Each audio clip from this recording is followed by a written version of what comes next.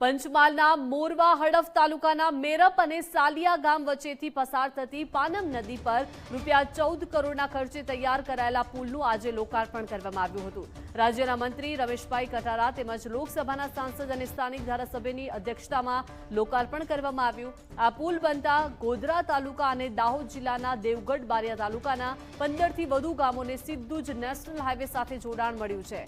સાથે જ મોરવા હડફ તાલુકાના વેપારના હબ ગણાતા સંત રોડ ગામ સાથે પણ સરળ સંપર્ક સુવિધા ઊભી થઈ છે। પાનમ નદી પર પુલ ન હોવાને કારણે સ્થાનિકોને આરોગ્ય અને અન્ય પ્રાથમિક સુવિધાઓ મેળવવામાં ભારે મુશ્કેલીઓનો સામનો કરવો પડી રહ્યો હતો, જેને લઈને આ પુલ માટે સ્થાનિક ગ્રામજનો દ્વારા લાંબા સમયથી માંગ ઉઠાવવામાં આવી રહી હતી।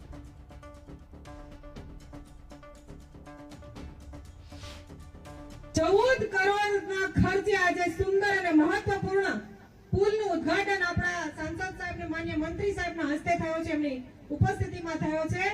મારા માટે આજે ગૌરવની બાબત છે। તમને એમ થતું હશે આ માત્ર પુલનું આજે લોકાર્પણ થયું અને બાંધકામ થયું એટલે આપણે એને લોકાર્પણ કરી શક્યા, પણ આ બાંધકામ નથી પણ વિકાસનું પ્રતીક છે। અને આજે વર્ષો સુધી આ વિસ્તારમાં લોકોને ખાસ કરીને જ્યારે વરસાદ પડતો હતો ને ત્યારે યાદ આવે છે। જ્યારે વરસાદ પડે ત્યારે વિદ્યાર્થીઓને આવવા જવામાં તકલીફ પડે અને કેટલાય ખેડૂતો તણાઈ ગયા, કેટલાય એમાં પાણીમાં ગાયબ થઈ ગયા અને કેટલાય લોકોને જીવ જોખમમાં મૂકીને આ પસાર કરવું પડતું હતું, કેટલાના જીવ લેવાયા। ત્યારે આવન જાવનમાં ભારે મુશ્કેલી વરસાદના દિવસોમાં પડતી હતી અને આજે પુલ બનવાથી આ તમામ જે સમસ્યાઓ હતી એ સમસ્યાનો કાયમી ઉકેલ આ પુલ બનવાથી થયો છે।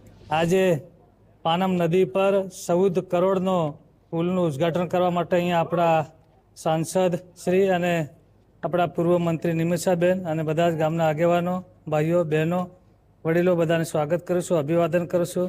આજે લોકોને ઘણા વર્ષોથી પડતર કામ હેતુ આ પુલ બનવાથી ખૂબ લોકોને આજે સુવિધા મળી અને આજે ગુજરાતના સરકારના ભૂપેન્દ્ર પટેલ સાહેબ, નાણામંત્રી કનુભાઈ દેસાઈ, હર્ષ સંઘવી સાહેબને ખૂબ ખૂબ અભિનંદન પાઠવું છું।